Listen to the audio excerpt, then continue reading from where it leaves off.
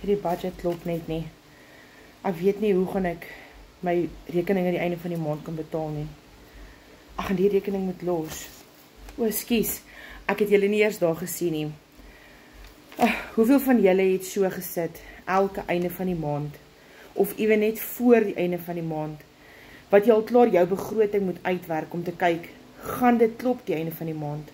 Gaan jy genoeg geld hê om al jou rekeninge te betaal?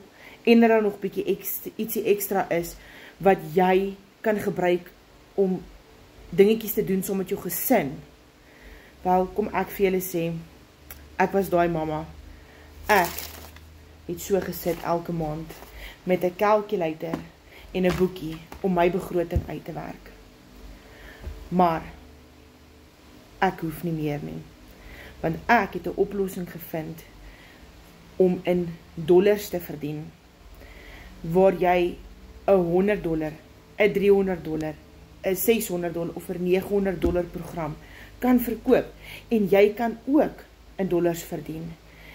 Kom en vir my slippies, en ek wys vir jou, hoe om daai begroting te verander, dat hy nie in 'n rooi moet gaan, elke einde van die maand nie, maar wel in ekstra geld vir jou en jou gesin.